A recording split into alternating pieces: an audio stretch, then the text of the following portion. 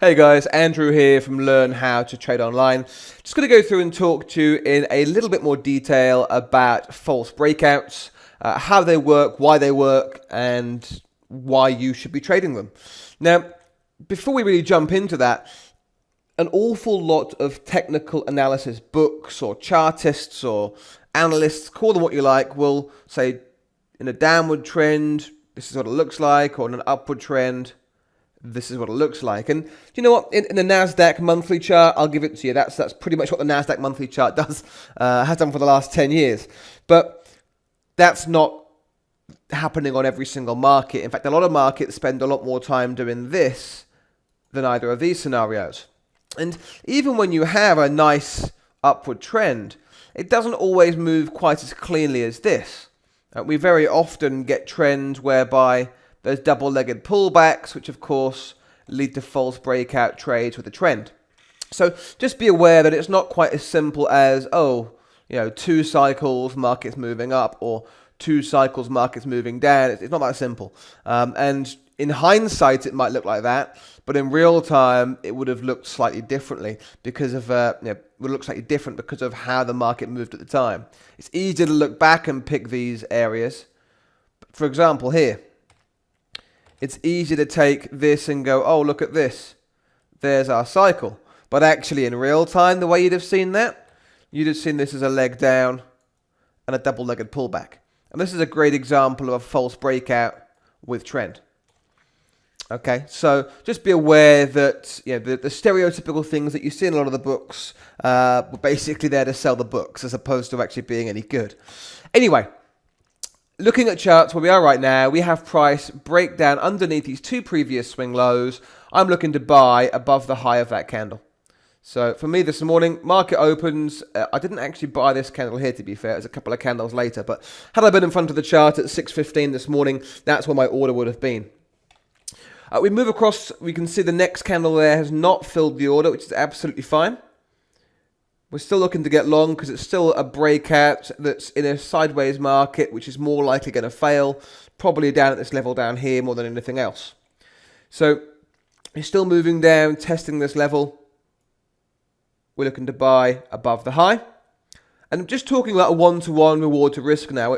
When you're trading in a sideways market, trading 1-to-1s, maybe 2-to-1s, make a lot of sense. Trading 3, 4, 5-to-1 reward to risk in a sideways market is a recipe for disaster because you haven't got enough movement to make that kind of money. So unless you're picking the absolute top or the absolute bottom of the market, you're going to struggle a little bit there. Whereas if you go for 1-to-1s, 2-to-1s, it's far easier to hit target. And in a sideways market, we're talking mean reversion or trading to the other side of the trading range. So let's just do a 1-to-1 here. So if we're entering here, our stop loss would go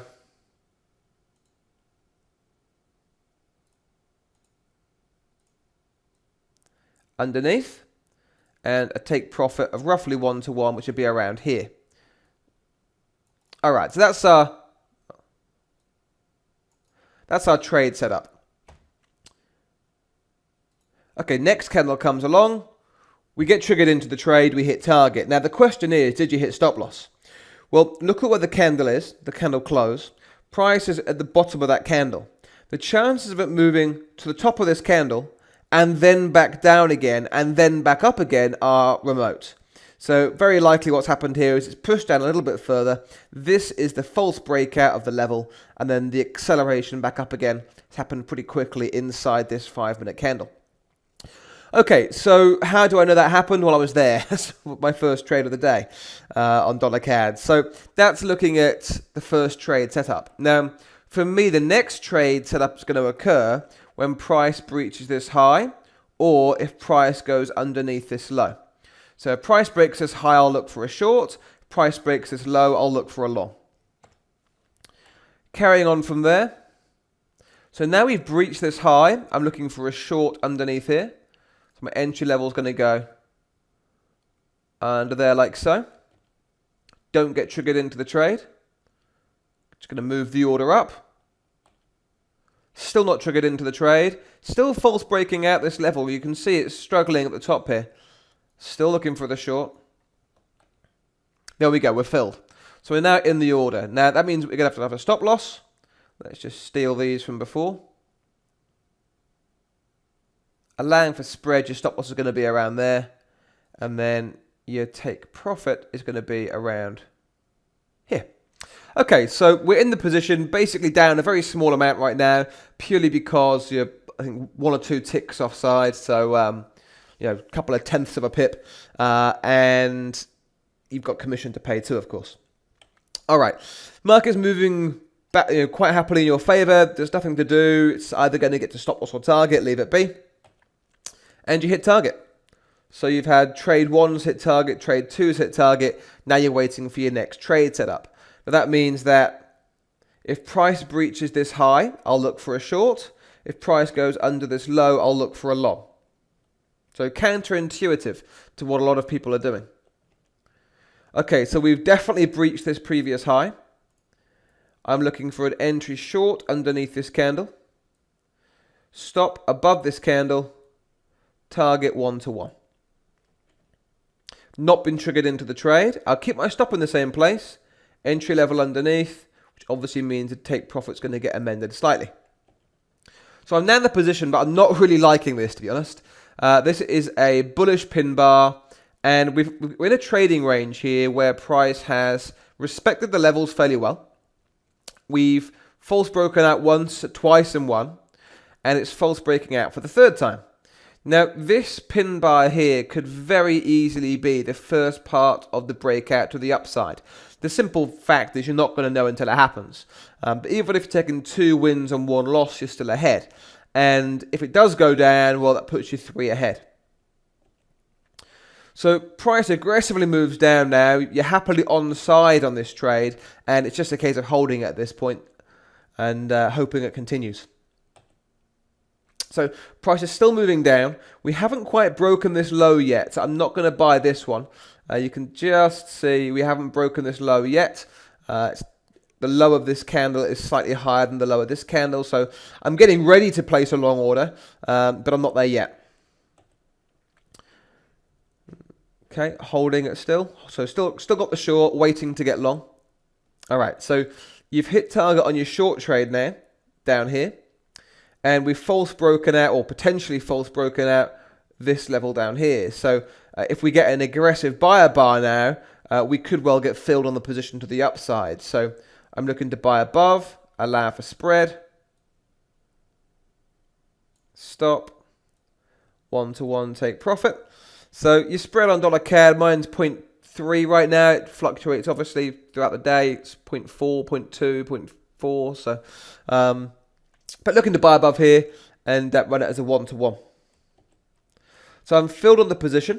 I'm offside at the end of this candle. And again, with this candle having closed right down at the low, the chances of this having gone up to the entry, down to the stop loss and back up again, it's not going to have happened. It's, there's near zero chance of that. So it's gone down, it's opened up, gone down a little bit further first of all, moved up, filled my order, and I'm currently losing money on the trade. But I've had 3 winners, so a lose is going to happen at some point. Okay, so markets moved up aggressively, hit target, 4 for 4 so far. And now we've moved above the high of this previous swing point. I'm now looking to short underneath here. Now, to be quite frank, I didn't bother placing this order because of just how big the candle was. Those candles very rarely get filled. Okay, so a nice small reversal candle there. I'm looking to enter underneath. Stop behind the high because it false broke out this high here. Looking for the 1-to-1 reward to risk. Still haven't been triggered, but there's definitely indecision at this point on the inside candle. Still haven't been triggered. Pin bar though, nice false breakout now. And you can see how we've actually put a false breakout here of the double inside candles. So really nice false breakout. Looking for the move down. I would expect this to get triggered now. And the stop's going to go a little bit higher than that because of spread. So that's going to be a little bit bigger than that. Okay. So getting ready for the trade. Inside candle, okay. Well, I'm liking it even more. Stop still up behind the high of this candle here, looking for the short move. Oh, we've false broken out again. So false breakout of this high here. You can just see it nicked at the high of this candle from 2 candles back. So for me, that's a really nice short. It's actually 2 fakey patterns back to back. So stop behind here plus the spread. Looking for a 1-to-1 trade. Filled on the position. And I won't be looking for any long trades until we move underneath this swing point down here. Bam, done. Should have aimed for more.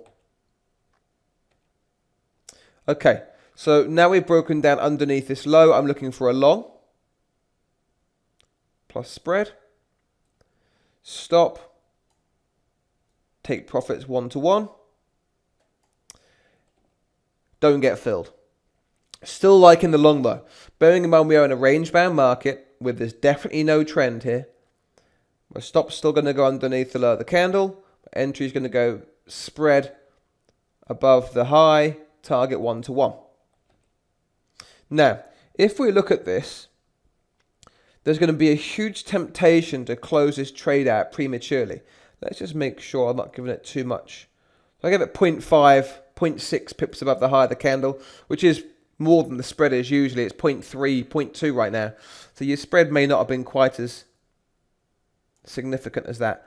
Anyway, let's have a quick look and just work this out. So call it 4.2 pips rather than 4.1, just to really be certain. And this candle has moved 4.3, so you should have hit target off of that.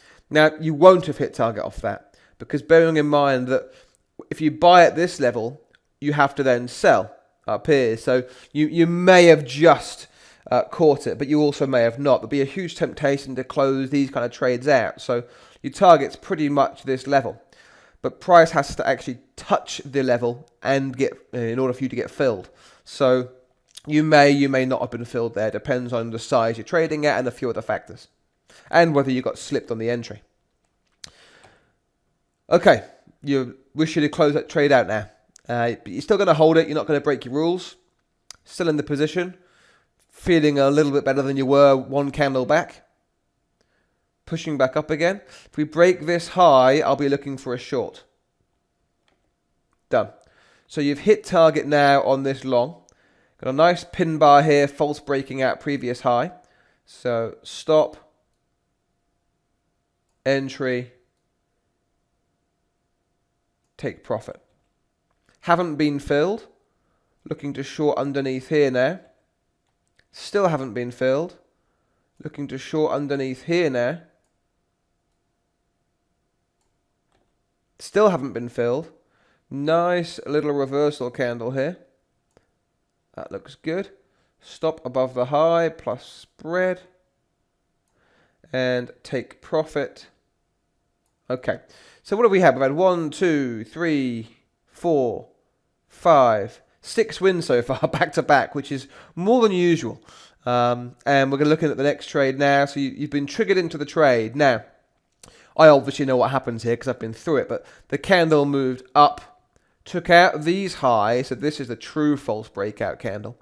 And it's come all the way back down again. Now, you'd be in this position, currently losing a bit of money because you're trading the false breakout from this high back here. But it's still a valid trade setup. It's very close to your stop now. More than likely has stopped you out just based off the fact that this is spread. This isn't just empty space, it's a spread. So at this point here, unless the spread's been like 0.2 at the time, it's very likely been taken out for a loss. And you definitely have now. All right, so that kind of gives you a bit of an idea as to how trading false breakouts works. And if this is now breaking out to the upside, then you've won 6 trades and lost 1. That's really not a bad position to be in. And all of this is based off of false breakouts of levels, previous swing points, and using price action at the levels. All right, so that's kind of what we're looking at with regard to these false breakouts. I hope you enjoyed this video, and do check out other videos in my channel as well. Click subscribe, you'll be notified when I put out more content that's going to help you to trade profitably. That's it from me. As always, stay safe in the markets.